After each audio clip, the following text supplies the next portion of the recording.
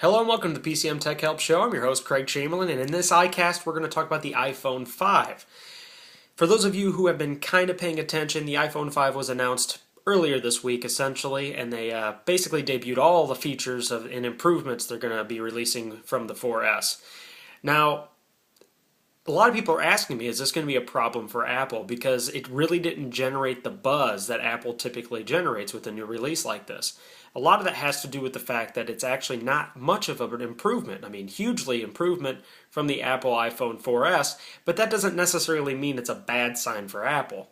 I'm going to elaborate that on here a little bit. Now, for those of you who don't know, the iPhone 5 is released with a larger screen, so it's going from a 3.5-inch screen to a 4-inch. It also has the new iOS 6, which is the new Apple operating system, and it's also going to have a better camera and a better processor.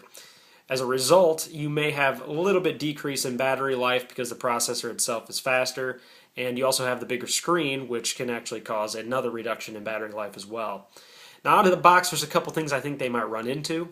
They've already talked about the fact that developers have written apps for Apple that will only support have only supported the 3.5-inch screen, which means the developers are going to have to go in and rewrite it to support the full 4-inch screen, which means right out of the box, unless the developers are like ahead of the curve, they're going to have to do a modification to their app in order to support the new Apple iPhone, which is no big deal, but it is a consideration to take in. Apple's always been a closed platform business, and I think that's why Android's been able to break into the market as well as they have over the past couple of years. See, you got to think about it from a developer standpoint. If you're writing an app for an Apple phone, you have the luxury of only having to write it for a couple pieces of hardware. So you're writing it for the iPhone 4, iPhone 4S, and iPhone 5, and iPhone 3, you know what I mean? And so those are the only ones you have to test it on. But with Android, you have to test it on, like, what is it, up to like 100 different phones now? And then those phones have different versions of the operating system, and then each one has different battery lives and different considerations. So as a result, the apps that come out of the Apple Store tend to be a lot more stable, and that's because of the hardware restrictions that they put on it. You know, developers, only have to write for two pieces of hardware. On the other hand, you don't have the luxury of choosing different hardware. You're stuck with whatever Apple decides to provide. And that's where I'm kind of seeing this merger here, and I'm kind of seeing Apple fall behind in the actual Apple market, or in the actual smartphone market. And the reason that causes a problem for them is because they've always lived off of we have the best, latest, and greatest, and the most technologically savvy. You know what I mean? It's the future. Well, when you got multiple third-party companies like Samsung and Motorola developing hardware for you, like like Google does, then you tend to beat out the competition. So that's why Android's come such a long way in such a short period of time, and that's also why there's a lot of immediate concerns for the Apple hardware guys. And it also allows the cost to be driven down for the Android hardware. So that's why Google Android phones tend to be a lot cheaper because there's more competition for the devices themselves. And so Motorola and the Motorola's, the T-Mobiles, the HTCs, they're all forced to compete with each other on price. And so that's another bonus factor they have. So I think it's safe to say with the Galaxy S, Samsung Galaxy S being out, the hardware is definitely superior on the Android side.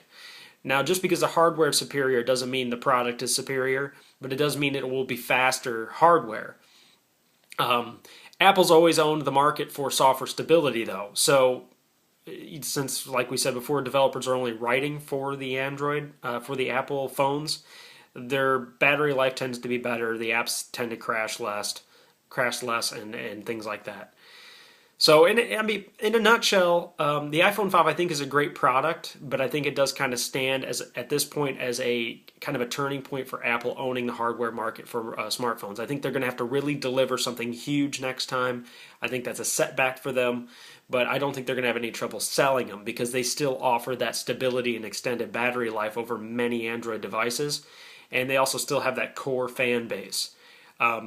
This one's almost like a 4S2 to me. It's not really a new iPhone because there's nothing really significant in the changes between them other than the processor change.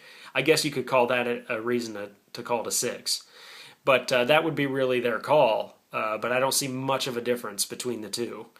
But it all goes back to that same adage, if it's not broke, don't fix it. People always want something new and fresh and some crazy awesome interface.